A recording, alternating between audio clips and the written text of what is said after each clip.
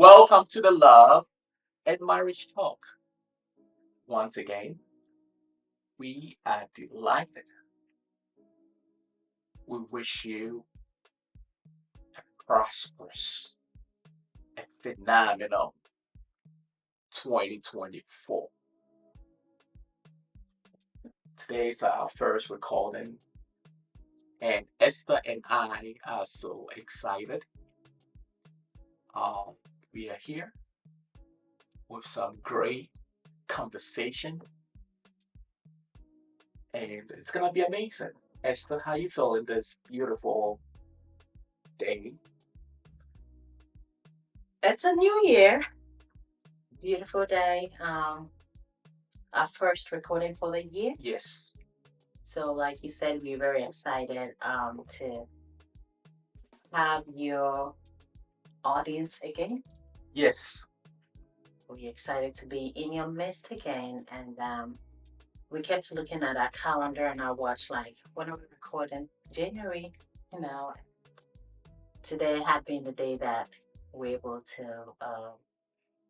come before you. So thank you for giving us your attention. Happy New Year again. Happy New Year.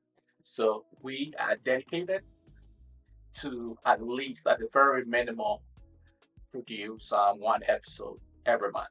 Yes. That is our commitment to the channel. We're gonna keep it. We're gonna keep it one episode every month, and days where our schedule is not too tedious to manage, we can sneak in a bonus episode. We can call it that. And every time we do, we say, hey, here's a bonus episode for the month. Yay! But we are excited. We got a great, you know, top point. I'm going to call it topic because as the frown upon me, call it a topic and lectures and all that. So it's just a top point, just chit chat. I like that. Chit chat. Yeah. That is just awesome. We got a great, talk point chit chat that we want to share with you. During the beginning part of the year, couples plan their year and they have a resolution. They got things they put down and they aspire to achieve before the year is over. And even single people. And even single people do that. We call it a New Year's resolution. Yes, absolutely. New Year's resolution. So for us, our resolution for our audience, our marriage audience, it is what? Money and marriage. Yes. Money and marriage. Um, Esther, you love money. Everybody loves money. What are you talking about? But I mean, you don't love money like love. You just respect what it stands for. Absolutely, I do. Because they say the love of money is the root of all evil. So I don't think you just love money. You just love the convenience of having it available to do the X, Y, and Z life may require. Whatever. Just put it. Just put it on me. Very. Whatever it is, you just enjoy it, right? So it is a vehicle. Money is the vehicle we use to accomplish X, Y, and Z in our lives, the marriage, and even living a life. Period. Yes. We need money to do whatever we have to do, and make a living. So money is very important aspect of human life, and like you rightly said, or we rightly said, when it comes to marriage, money is a very essential piece of it because it can make or break it. Period. And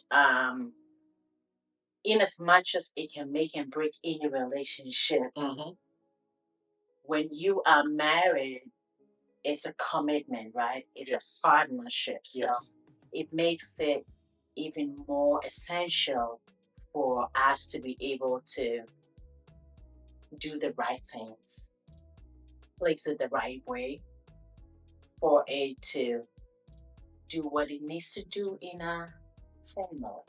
So, when we talk about money in marriage, it rhymes. It works hand in hand, right? Absolutely. And M.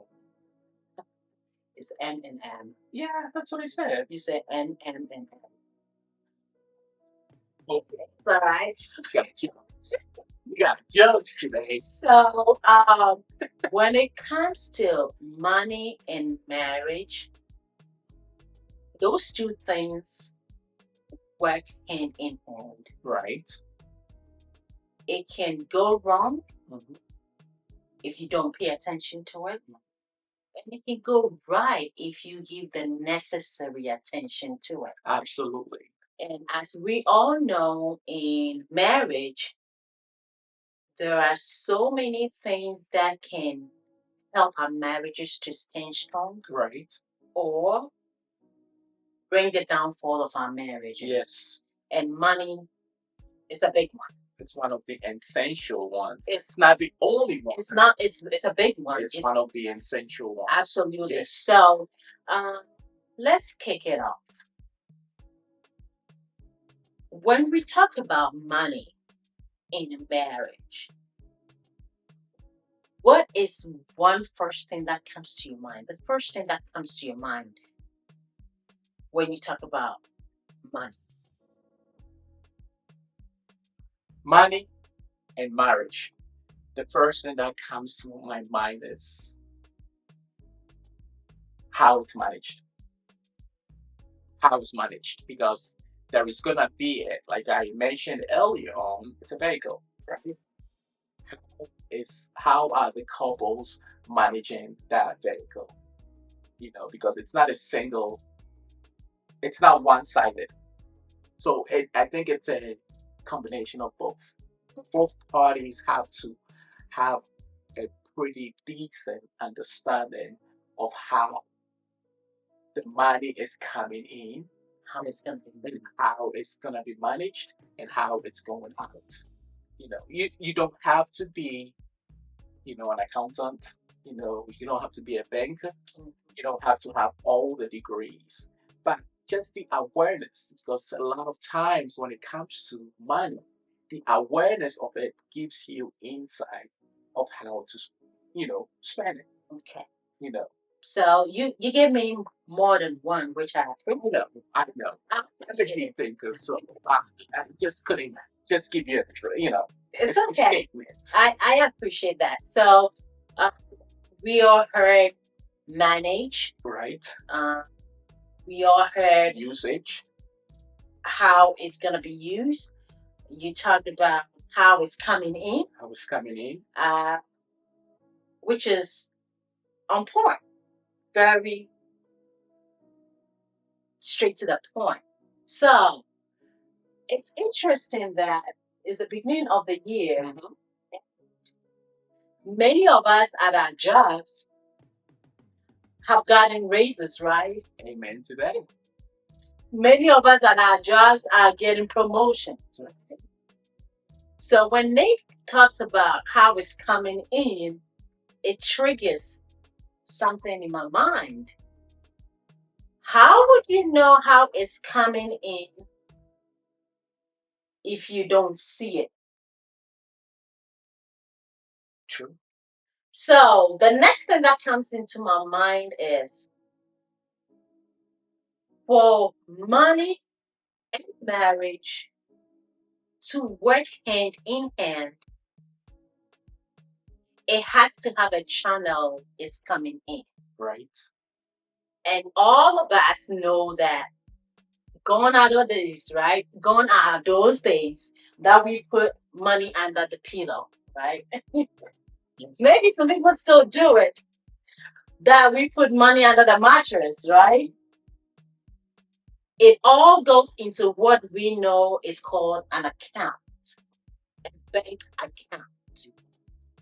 And I know, Nate and I know, like we always say, We don't get in front of the camera to tell anybody how they must live their life, Right.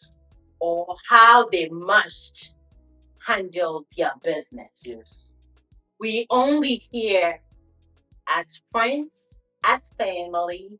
We might not even know people who view us, but we are only here to share what we think is best practices. Yes. And what we are doing that is helping us in our marriage. Yes. Letting us have a healthy relationship. So, this is one of the topics, money and marriage, that everybody would have a different way of looking at it. Planet. Yes. And we do respect that. Don't get us wrong. But we know that. We know there are others who are watching us right now, listening to us right now, who would relate to what we are about to share, right? And let me add something to it. So a lot of folks, right? I would say a handful of folks have been in different relationships, right? And due to that experience, they may not condone certain behavior of discussing money in an opening, right? Because of trust issues and all that. But for those who have followed and have seen the benefit of love, of and discussing money, and there's no mistrust that they've been through in the past, this is an excellent best practice that can be implemented. that we are about to share. So, when Nate talked about how to manage it and how to use it and how to see the money coming in for you to even manage it, we talk about channel, which is the bank account, right? Yes. And that's where we were when I had to put that disclaimer there that Right. we are not saying by all means do it this way, but we are saying that there is value in it. So that brings me to that point. For any couple to continually do things together, and as we all know, marriage is a partnership, right? We come together to be one. And I know somebody's like, oh, I already know what she's about to say. Mm-hmm. I know, it's all right. And I'm glad you know what I'm just about to say, because you've thought about it before, right? Or you've done it before, and like Nate said, right? Some people might have practiced it in the past. It didn't work so well. It didn't work so well. And because of that, they took another route, and we respect that. But we have come to know that for any married couple to get a hump over money disagreements, money arguments, money problems, in the sense of, what did you do to that? What did you do with that? We believe that having, what is the answer? Open communication. Aside that, having a joint account. Okay. So that works hand in hand. Right. The open communication and the joint leading account. Leading to the joint account. And I agree with you. But I think there have to be a conversation surrounded that. Absolutely. Even before or immediately after the marriage. You know, before or immediately after the marriage. This is not something you jump in, 10 years, 5 years, even 2, 3 years after the marriage, because you've created a system in place that somebody feel like that is their experience, that is their expertise, that is what they do in their marriage. So they found fulfillment in doing that. And honey, it's so true. You point that out, saying that this is something you discuss and do at the beginning of your marriage. And some would agree and some would disagree, which is fine. We are all entitled to our opinions. But guess what? When we started talking this afternoon, we said it's the beginning of the year. Right. There has been resolutions then. There has been stuff said that, True. oh, this year, this is what I want to do. True. That is why it is important to put it at the foundation, Yes. the beginning, right? Because when you start something on a solid foundation, there are ifs and buts. You might have some challenges here and there, and the challenges will come. Not that you might, you will. The challenges, but through the challenges, you grow, right? Right. To know the better way to do things and to know, oh, we did it this way the last time. It didn't go so well. Why didn't it go so well? And that's when the communication comes in, right? So Nate and I believe that as couples, as we are working together hand in hand to make our relationship, which is the marriage, blossom and be a healthy one, it is great that you do things together. And one of the things that you should entertain doing together when it comes to money is to have a joint account. So, wait a minute now. So I'm gonna play the devil's advocate. Sure. Joint account? Really? My wife is a stay-at-home mother. I mean, the girl has no contribution, no chop. So, joint account, what if the spouse does not work? I'm so glad that you asked that question, Nate. And honestly speaking, it does happen where one spouse does not work. Okay. And it's not only on the woman's side. It can be. Sometimes the man is not working, the woman works. Yes. Right? So the question and the devil's advocate that Nate is playing right now is, honey, I get all you're saying. It's all good and dandy. We should have a joint account. How about the other spouse is not working? You know what I'm going to say?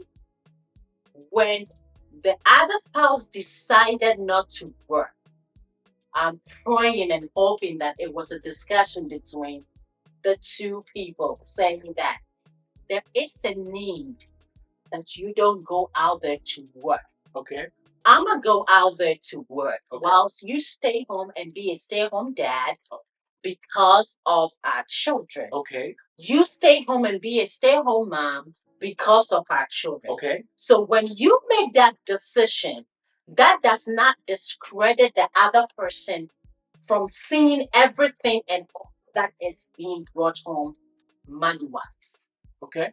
So to answer your question, that has no bearing, and we should not use that against one another. Okay. Because we had a communication before the other person became a stay-at-home mom. I agree. But I got one more point to make. Okay. So the one that is working, don't they feel entitlement to the money that goes into the account? Yes, they should feel entitlement to the money that is going to the account, but the interesting part of it is, I think they should be proud of themselves being able to fill that bank account with some money for the family. Okay. So it's how you look at it. Okay. It's how you perceive it. Either you perceiving the cup is half full or the cup is half empty. Yes. So if you are the one who is the breadwinner in this case, right, you should have pats on your back saying that, thank God, I'm able to work for my family. Right. Thank God I'm able to provide for my wife to stay home or for my husband to stay home to fulfill the need that we have in the home at this present time. So the entitlement should be there, but it should be positive instead of being negative. Okay. So back to the next point. When you have a joint account, somebody is out there saying, Esther, that does not work. That would not work. I am not going to do that. And hey, get out there. You know what is best for you, and you know what is best for your relationship. Okay. But what we are saying is, ask me, why do you think a joint account is important? Esther, why do you think a joint account is important? So, number one, Nate mentioned how the money will be managed. Right. If you don't have a joint account, how do you manage it? You can't manage something you don't have. Right. So if you have a joint account and each other sees what goes in Okay. and what comes out, you have a better way of managing it. And I like the point you make. When there is transparency in that process, there is check and balance. Absolutely, honey. And you hit the nail right on the head. Which takes us to the next point that I'm thinking that having a joint account as couple don't just solve a problem today, it solves problems as you move on in your marriage. Yes. And it nips certain problems in the bud as you move on in your relationship. Why am I saying that? Okay, so when you communicate, which you talked about, Right. you get to communicate about each other's tastes Right. and style of life, right? So here we go. You have a joint account.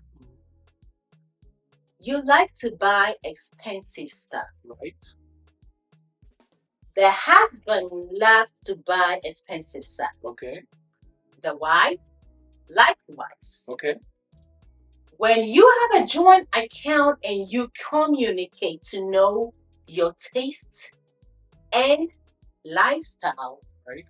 it helps you to know, one, do we make enough money to support that kind of lifestyle we want to live? Okay.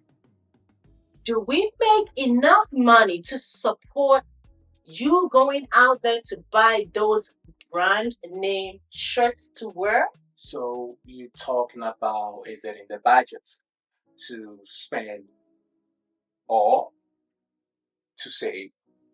So when it comes to having a joint account, it helps you to communicate, manage, know your style of living, Right. and meet each other needs when you have it to afford. Okay. Right? So, example, in our marriage, Nate and I loves to work hard. And when you work hard, you play hard, right?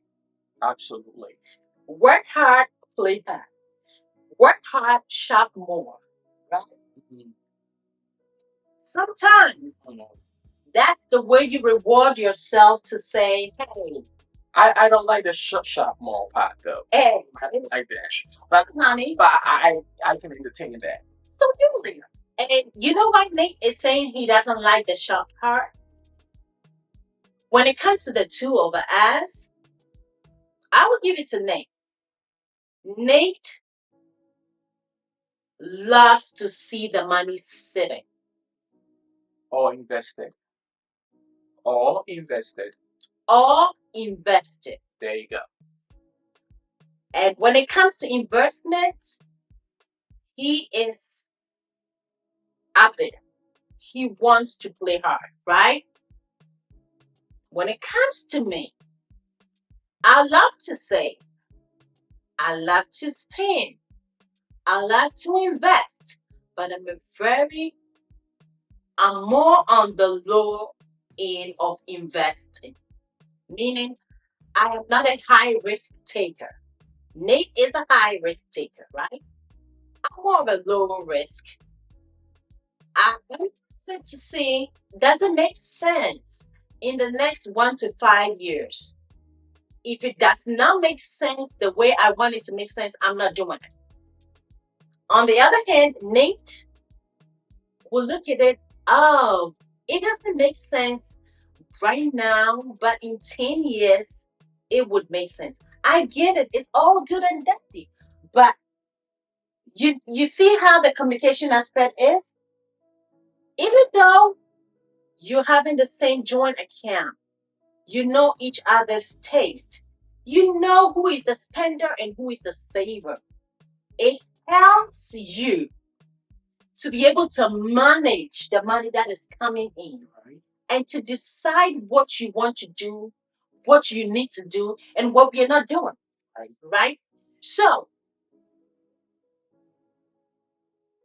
money and marriage works hand in hand, helps us to certain problems that we can have in the future when we have one joint account. And I'm putting on that because I know what that has done for Nate and I. I'm not saying it's easy, it's doable. And it is rewarding.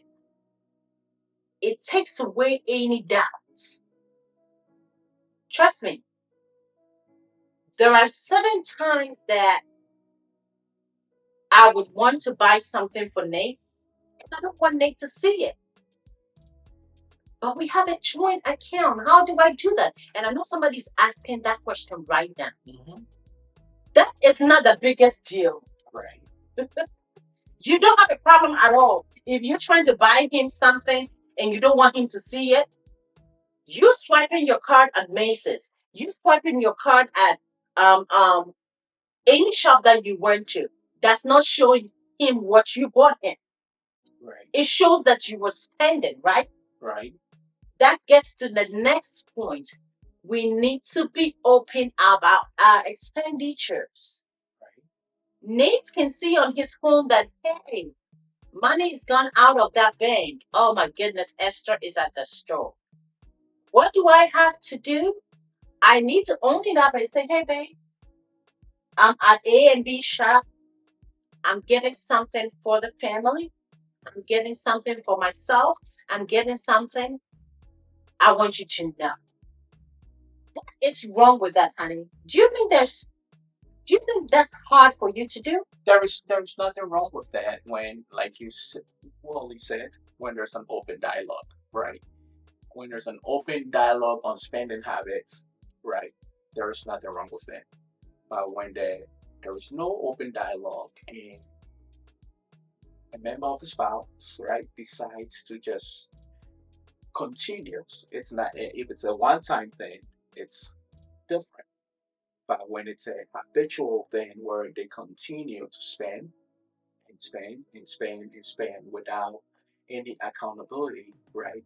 That's a problem. Absolutely. Because one person, even if it's the one that is contributing the most into the account, mm-hmm. Even if it's that person also spending, that's a problem because the the the, the money is coming in to support what? The family. Yes. The money is not coming in for you to participate in your private affairs or whatever it might be, So it has to be a conversation. It's not about the spending, it's about the communication behind the spending. So that brings us to one other point, Nate, and you just said something. When you have that spouse who spends, mm-hmm. How do you keep a joint account with that person and have a peace of mind? And you just mentioned. I may have an answer to your question. Go ahead. When you have the partner, right, that spends continues to spend without any care in the world. I think that bad habit is developed because of lack of awareness of what is going on in the budget. Because I truly believe when married couples fully understand their budget, even if one of them is a stay-at-home mom, when they fully or father, or father, I don't have to be biased, father, I truly believe once there is knowledge of what the budget entails, they are aware of how much they can literally spend.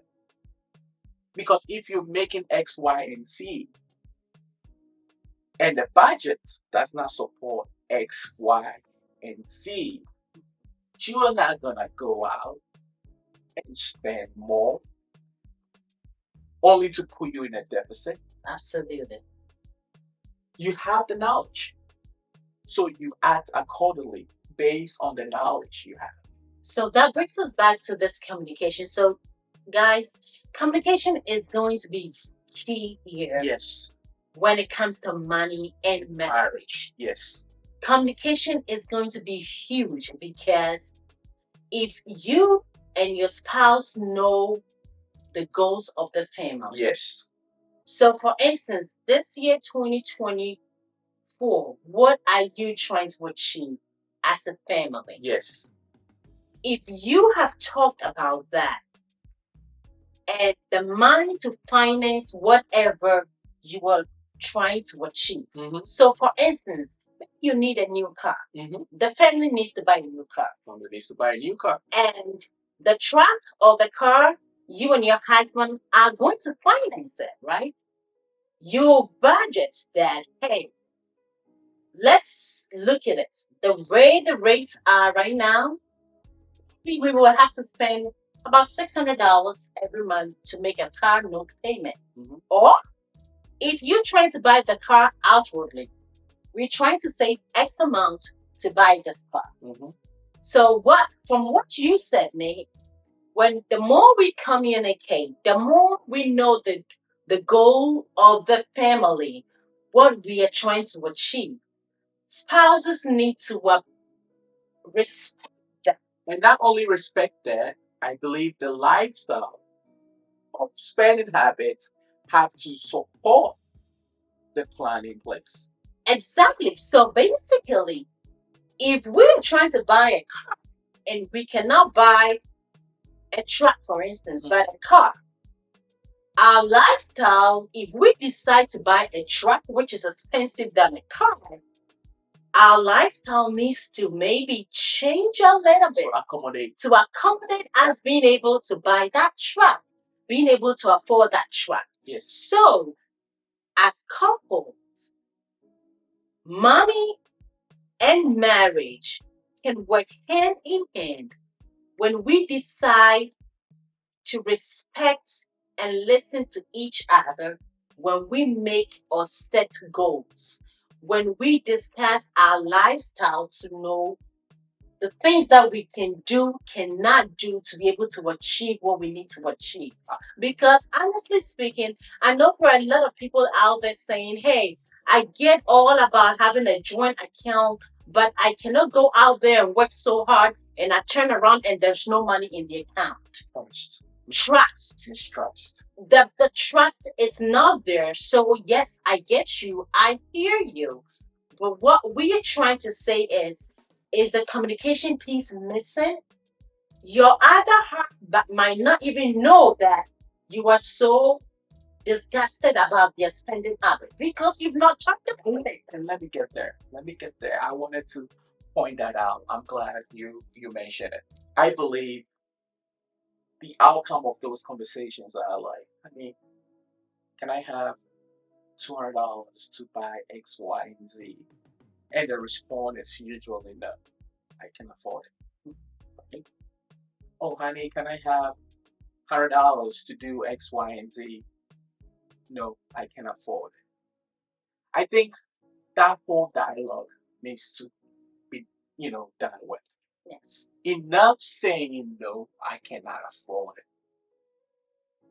The response should be, honey, let's sit down, analyze the budget, see what we can spare. So, babe, somebody's right there saying that over $100. Yes. You kidding me? Yes. Over $200. You kidding me? Absolutely. Absolutely. I truly believe. I truly believe. A dialogue about $200. I know somebody's already said there has to be a dialogue. yes. And I truly believe that sometimes when your spouse truly, whether whether the one contributing or the one that is not, spouse in general, when you both truly understand what is needed to make ends meet at the end of the month, you will not even ask your husband or ask your wife for X, Y, and Z. Because sometimes they might be on your last, The spouses might be on their last allowance to make ends meet before the month. It's exactly. Yes. So when you come in, right, and ask for your $100, $50, whatever, not even to go buy grocery, but to go buy a purse or a perfume, something that is of insignificance at that moment. At that moment, right? It's they look at you and like, are you kidding me? Okay, so guys, Nate's the check I wrote is about to bounce, and I'm trying to scroll this to do X, Y, and Z. And life gives you wisdom, because because sorry, because sometimes when there is lack of knowledge or lack of involvement, my people perish in this process. The one managing the affairs of the family might write a check, right? Might pay a bill, and know that there is coverage. There is coverage to make those payments. But 24 hours later, there will be money coming out of the account for some purchases. And they'll be like, are you kidding me? Okay, guys, I know I can't stop this. I know you have to know why I'm laughing so hard. Okay. Nate just told on himself and made a critical point, and I just wanted to bring it up. So, like Nate said, this is real talk.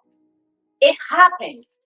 We living in the world that we can do anything with our money.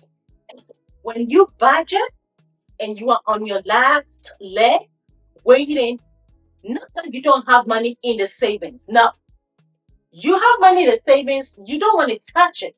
It's for purpose. Right. You are looking at the budget from another point of view for money that will take care of bills. Okay? Right. So that's a different bucket, right?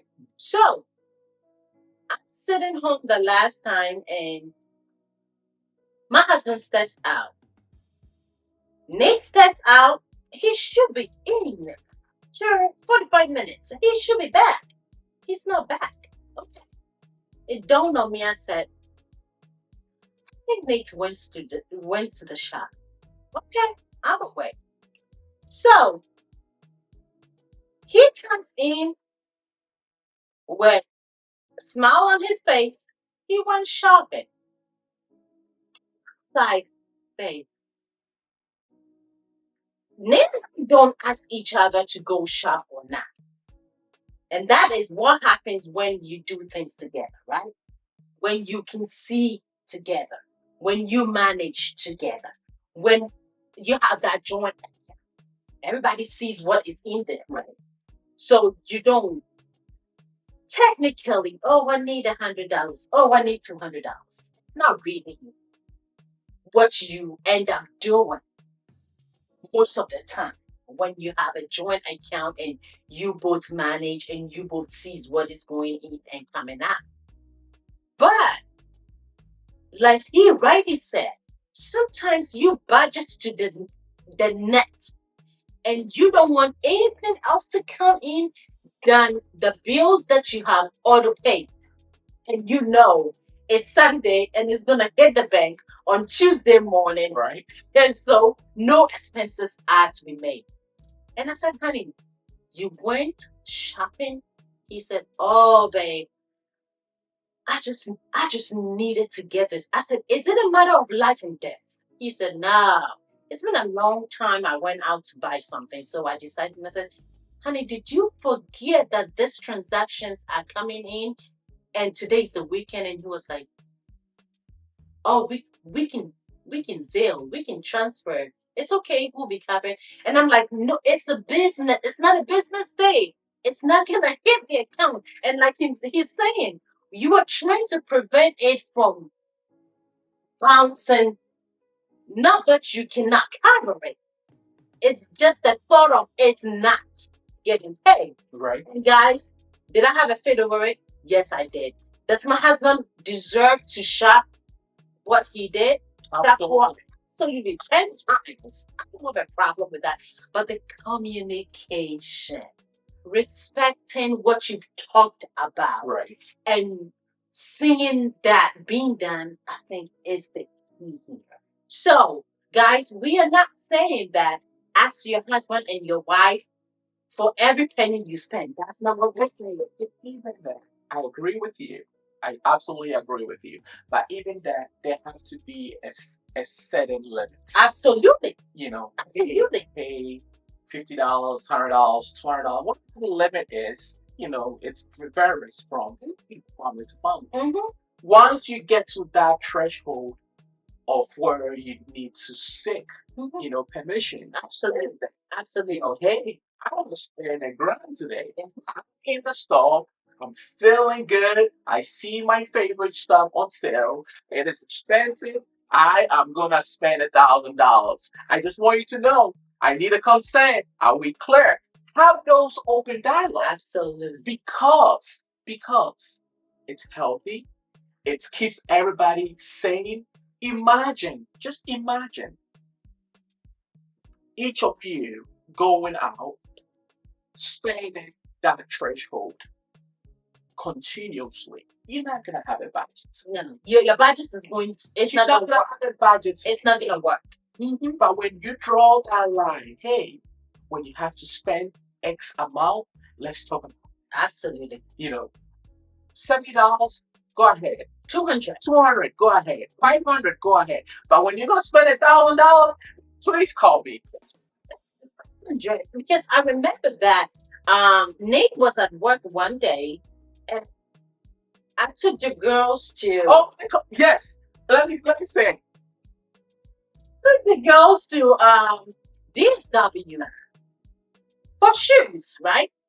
So I saw this alert coming in on my phone. And every transaction they made, I mean, I've set my account where every transaction I get an alert. So, you know, I saw these alerts coming in, you know, every 15 minutes. And I'm like, what in the world is going on?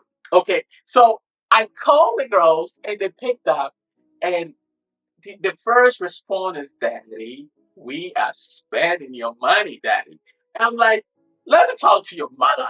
They said, Daddy, thank you so much for buying us all these Nikes and family life is such a beautiful thing. It's such a beautiful thing. You know, I mean, we do what we have to do to support it. But when there is no boundaries, oh my goodness, so drive you insane. So that to say that I went to the store, you know, I had the girls with me. They needed some sneakers and they saw some Nikes, they saw some, you know, what are they? Some of the names I know. I'm terrible about. I love my heels. I think you got them Vans. Okay, some Vans. I got Nikes. some Nikes and then some jeans and some tops for school. And Nate was like, let me talk to your mom. I took the phone and I said, honey, I know, I'm sorry. But you know, we're expecting this money to come in. He's like, I don't care what money we're expecting to come in. You should talk to me about this. So, like, that is a prime example of having that communication.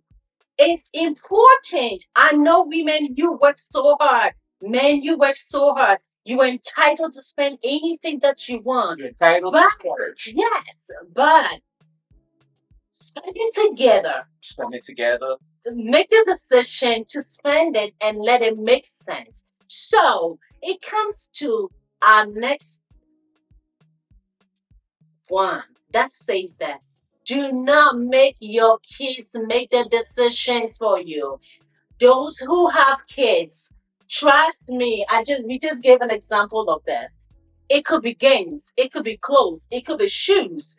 And if you, we have 4 girls, 2 teenagers, too soon to be to get into that.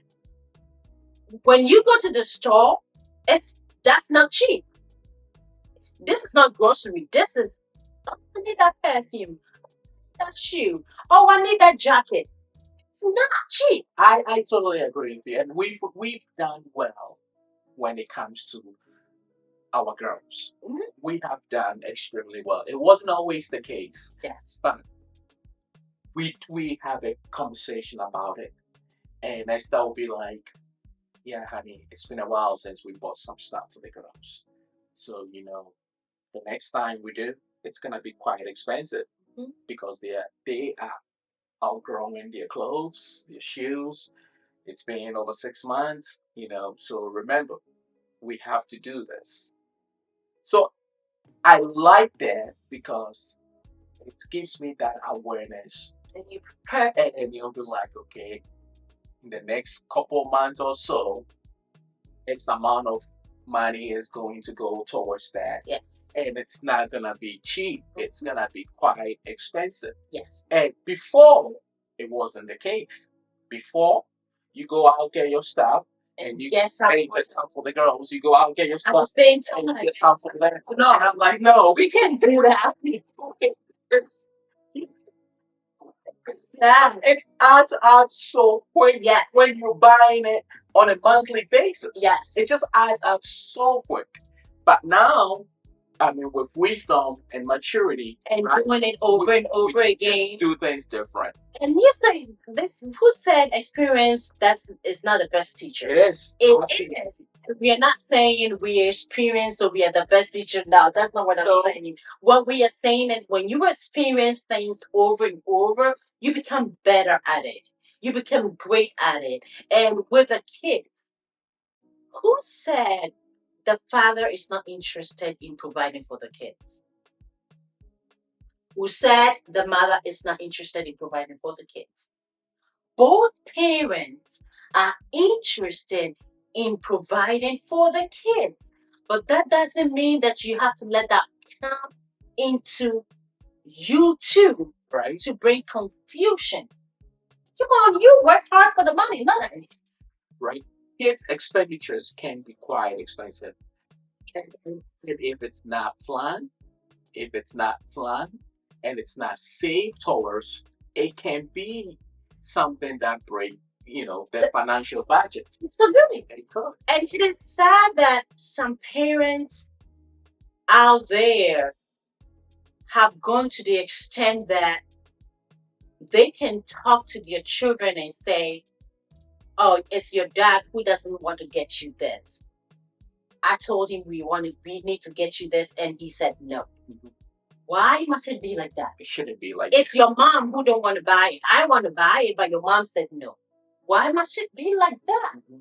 As couples, remember, we work together. Right. Remember, it's a partnership. Mm. If one goes down, the other is going to go down. You might not go down the same time, but somebody is going to follow suit. And I like the word partnership. I've always loved it because partnership allows both spouse, right, to put that finance at the forefront of your thinking. Hey, we're gonna do whatever it takes to support this budget, because this budget is our lifeline. Yes. If this budget doesn't work, right? Or if this finance stuff does not, if we don't get it, If we don't get it right, we're in trouble. Yep. You know, and partnership comes in when you put all your affairs into one nest and then decide what to do with it. Absolutely. Absolutely. And guys, it's easier said than done. I know that. But guess what? Experience, you become great at it the more you do it. Yes. So we're not saying it's easy. It's not easy to have a joint account, work from as a couple. But it brings you peace of mind. Trust me. I've been there. I've done that. We're still doing it. And we are going to continue doing it. Right? Yeah. Absolutely. It's brought us the peace of mind that we need in our relationship, in our marriage, and to continue make us stronger. So guess what? I think Nate makes X, Y, and Z, right? I don't know. I haven't seen it. And for those of us who come from another country, right? So we are from Ghana. Get to hear Esther.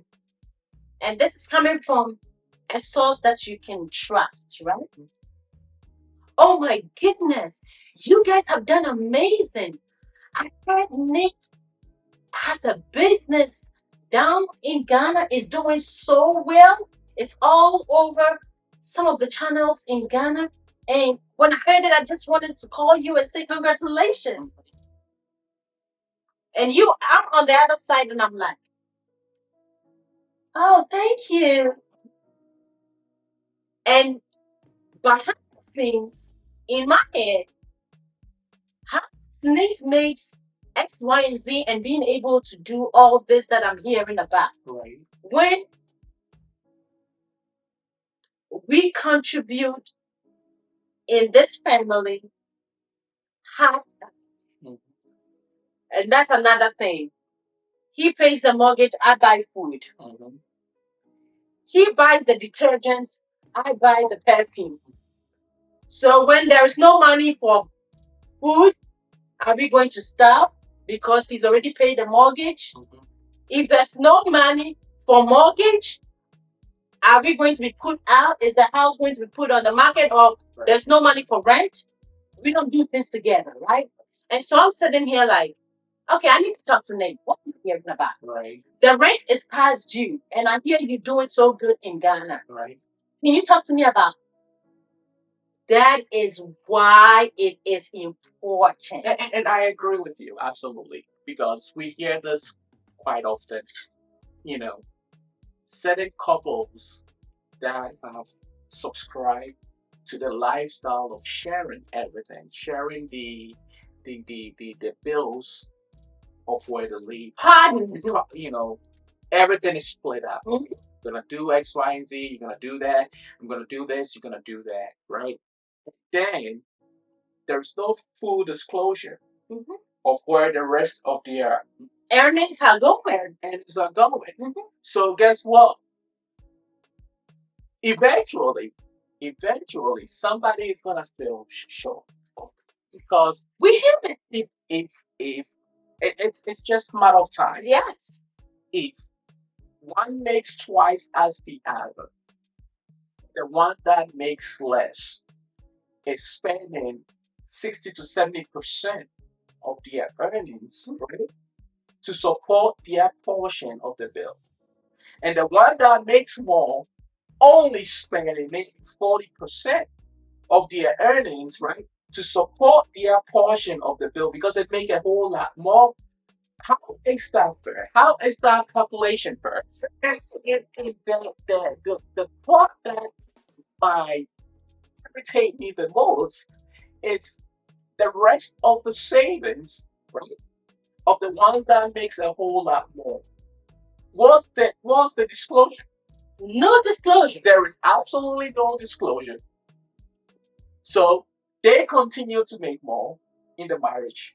They continue to pay less in the marriage, right? Or pay more in their sense of paying more. Like I take care of the mortgage, I take care of the rent, right? And those are bigger bills. But you forgot that you make you make money twice. You make a whole lot more.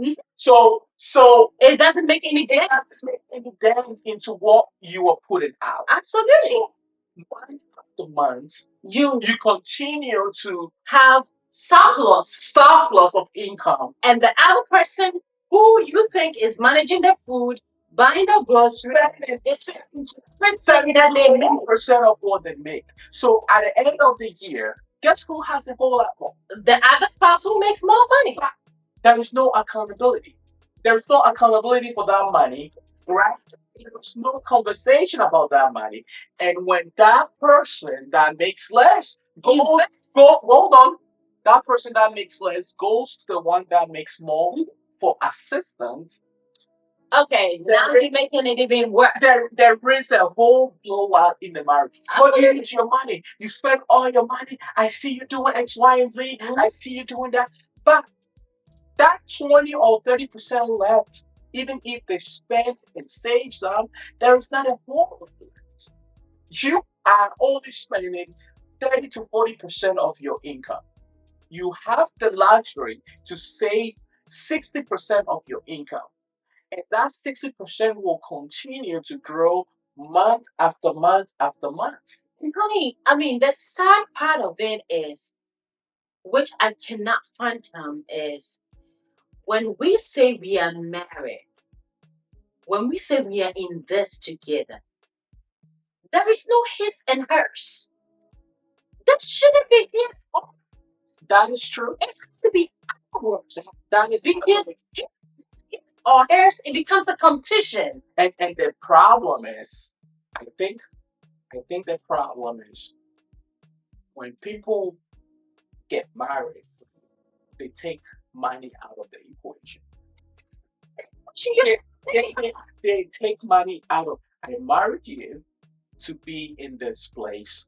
I married you for us to have a relationship. So we married each other. You did not marry me. If you wanted to marry me and I said no, there would not be a marriage. Hello. So money becomes something that is not discussed.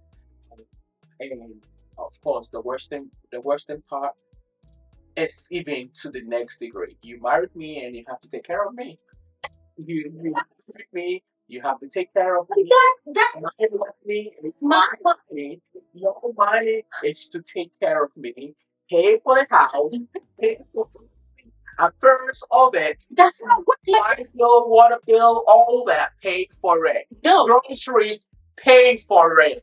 And my money is my money. The question is, and I know when we started talking, I said, I hope people have stopped doing things the old school. Yes. Where they put money under the bed and under the pillows, right? And actually have an account that you operate with. Right. So what you just said, you marry me, you take care of me, you provide for me. Right. What happens to you? So the person, you think the person married you for you to be a burden on them. Absolutely. That marriage is not going to last. You married each other. You do things together. I understand. If you do things together and it does not work, try again. See how best you can. Right. How can you do this? When Nate and I sit down about our finances and talk about our finance, put a budget together, know what we can spend and what we cannot, go through the whole year and be quiet. No. Sometimes you need to sit down at the end of every month if that's what is going to save you. Evaluate. Say, hey, last month, realize that at the end of the month, we were in a negative. What did we do wrong? Right. What happened? Bad spending habits. Did we buy something that we could have waited and bought next month? Right. Okay, so let's correct this. Absolutely. Those are some of the things that you can do. Absolutely. About it. Absolutely. We go out to eat all the time, right? Have a date for just finance. Talk about money, just money. Go out and talk about, hey, today our dating is for us to talk about money. You have anything to say? Bring it to the table. Let's chat about it because we are busy. Everybody's going up and down during the week. At the end of the month, if you want to set a time aside and talk about it, guys, it's healthy behavior. It's a healthy act. It would help your relationship to be stronger. You will trust each other. And it will save the marriage. It will save the marriage. I truly believe, I truly believe that when these healthy conversations surrounding money is established in the marriage, right? It creates that openness and that accountability, and that security. I mean, that's for me, that's the biggest. Having that security that hey, my spouse is not going to betray, our finance. My spouse spending habits is not going to betray our finance. Having that security is extremely important because it's one thing you're single and you're fully responsible and For you. fully accountable for all the actions, whether bad or good, is On you. is done. But it's a whole different thing when you're in You're marriage. and the spouse is not oblivious to all the transactions you have to, go through to balance the budget. And honey, the interesting part of it, another interesting part of it is when I do hear, oh, it's my birthday. My birthday's coming up. I hope he buys me that Burberry bag. I've been eyeballing. Um, and they don't get it. Right? And they are False expectation. They are so upset. Set expectations. Talk. Be transparent. Let them see what you make. You thinking they should go out there. I like big purses, right? So if I want a Burberry purse and a bigger one, Nate has to spend about 1,500 or above to get me that. The question is, do I know? It's not I think. Do I know Nate has money to be able to purchase that for me for my upcoming birthday in March? The answer is yes, I know why. Because we have a joint account and I know how much he's being paid. He knows how much I'm being paid. He knows and we know what it takes to make our family going and for us to provide for our four girls, one in college, one in high school, and two in elementary. It's not easy. Right. And so when you do have a joint account, some of these things you don't even have to bother about. You're not going to be upset about it. Right. You're not going to be talking to your friends about why your husband did not buy you X, Y, and Z. Why? Because you know he does not have it. Why? Because you know the truth. It's not that he doesn't want to get it for you. You don't have the means to get it.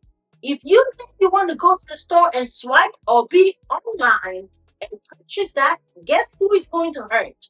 Both of you. Right. That mortgage is not going to be paid. And you're going to have an arrears to come up the next month too. Right. Unless you have some big bonus that is coming up to kind of cough up and come to, Right. offset. I do agree with you. It's just the knowledge. I mean, we're just trying to create this awareness in marriage that money in marriage is something that has to be discussed. And it has to Not, work it's, in it's not, it's not a one-time conversation. It continues. It's a lifestyle. Yes. It is a lifestyle. When you invest in that lifestyle of continuously having that open conversation, Being transparent. dialogue in terms of money, right? It's very important. I'm going to put our viewers on blast right now or put somebody on on how do we say it? Don't put me on not understand. It can be the same. Okay. So I'm putting somebody on the stand. Today is when? End of the month. Right. Somebody has had a raise.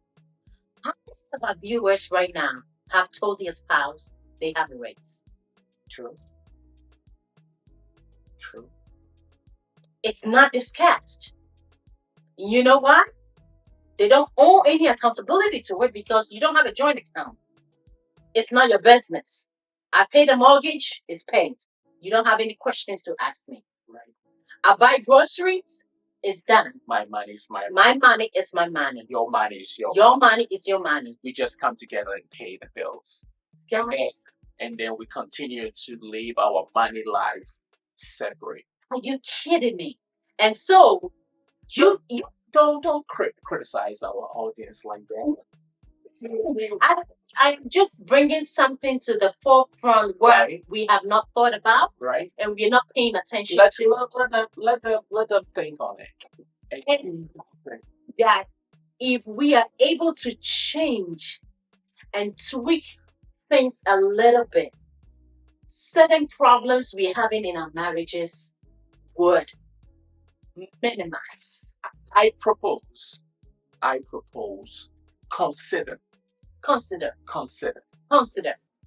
the alternative. A joint account where everybody sees whatever comes in. You know what Nate and I did? You can do this. It's helpful. We go back and forth with it as it fits, and it does help. It's helped us. So it might be something that you might want to try. So I hear you loud and clear through this video. I can hear what you were saying. Esther, I'm never going to have a bank account, a joint account with my wife or my husband. Because of mistrust? Because I have done that. It didn't work. So I'm not going to do it. I did that in a previous marriage. It didn't work. Yes. So I'm not going to do that. I got taken advantage of. When we got divorced, they were fully aware of everything that's and those are all valid reasons. Absolutely. I understand that. And I will leave that for you to make that decision, whether you want to give it a try or not. Right. What we are saying is it's helpful, it's healthy, it brings clarity, it takes away every doubt, and it brings you more together. It brings you together more. What Nate and I did was every time we got paid, whether every other week or every week, we decided that, hey, when you get paid, you're okay to take $200 when you get paid. So if you're getting paid twice in a month, is what, $400. Right. Take the $400. Do whatever you want to do. If you want to turn it around and it's my birthday, you want to buy something for me, I'll take it. Those are some of the things that you can do. Paying yourself, right? Rewarding yourself. Right. So it's not all to gain here. Right. We're just saying there are certain things that you can try here and there. Right. And they are healthy. Right. Extremely healthy. That's a good point. You go to the restaurant. Your wife wants to go to the restaurant and eat every now and then. Right. Who's paying for it when you split bills? When you don't have a joint account, who's paying for it? Because of that, you don't even want to go out with your wife. Because of that, you don't even want to go out with a family, because if a family of 6 is going out, quite expensive. It's quite expensive bill. Who's going to pay for that? Right. Are you going to sit at the desk, at the table, the bill comes and you are paying half and your wife is paying half? Right. If you have a joint account, all this thing is going from the same account. So if I want to go out every weekend, guess what? Nate is like, okay, we have the budget to support that. Let's do that. He doesn't have to explain himself so much. Absolutely. My final point is, a lot of times, I truly believe couples mean well. They do mean well. And of course, we can't be hard on them considering some of their past. And I think we all have past, so we're not being hard on anybody. Right. And that's a disclaimer. Right. I think it's just a passion. Right. behind it. Right. But consider this, because you might be on top of the game today, But tomorrow, you might be on top of the game making X, Y, and Z. You know, your wife or your husband might be on that path to success. They haven't gotten there. They might be in school, trying to finish their master's, PhD, bachelor's, whatever it may be, right? They're on their path to success. yes. But you might be on top of your game today, this present day, making good money, paying the bills you're paying, and keeping majority of your netted income to yourself. And making some investment somewhere else. Somewhere else without disclosing it. Yes. That is all fine and good. And that's today. But tomorrow, the tables might turn. And job might not be as promising as it's been in the past. God forbid. Your health might not be able to support what you've been doing in the past. God forbid. That spouse is gonna be the one to did that deem fit yeah. to even manage your money. See your money. And the finance might be on top of their game. Guess what? How are you gonna feel? That disclosure that you are notoriously keeping, suppressing from them, hiding, denying access. You would want the same. You would want that same access. Mm-hmm. Or him. Or him. Yes. And when that day comes, I promise you, it's not gonna be pretty. It's probably gonna be very miserable. Yes. Beginning in your marriage, because without creating that open disclosure of your financial affairs in your marriage, when the table is turned, they are not gonna do the same. They're gonna make all that they can to keep things away from you. What they can, and leave you to fill in the gaps. And it's not gonna be pretty. And it's not gonna be pretty. No. So I encourage you to reassess your finance, reassess how money is spent in marriage, and reassess how money is hidden from the other spouse, so that your marriage can blossom into something beautiful. I had this to read. Okay. Had this read.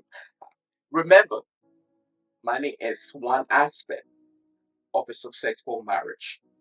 It is important to approach financial discussion with empathy, understanding, and a willingness to work together toward common goals. By effectively managing money as couples, you can build a strong foundation for a happy and prosperous marriage and future. Yes. That is what I leave with you. Yes. That is what we leave with you. Yes. It's something for you to think about. It's just a chat. Nothing personal. No. Nothing personal. This is just a chat. And I'm sorry if I'm passionate about it. And we are not the experts. No, we are not an expert. I'm just your guru. No. This is just sharing. We want to share with our audience, so that you can the best practice in your finances. Money is just a vehicle, and it goes from places to place.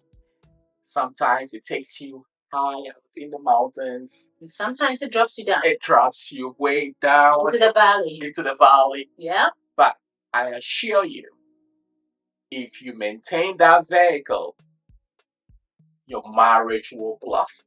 Yes. If you destroy that vehicle, your marriage will fail. Yes. So this is just a chat. Esther and I are here to just share with you with all the passions we bring into our dialogue. If you're if you're hurt by it, we sincerely apologize. That was not the intent. All right. We love you all. We hope to see you next month. Yeah. With a new episode. Yeah. Enjoy the week. Have a blessed week with full prosperity. May everything you touch, may everything your hands touch be blessed and be prosperous. Yes, and on that note, I would say that marriage is a partnership. Marriage is doing things together. Marriage is not his or hers.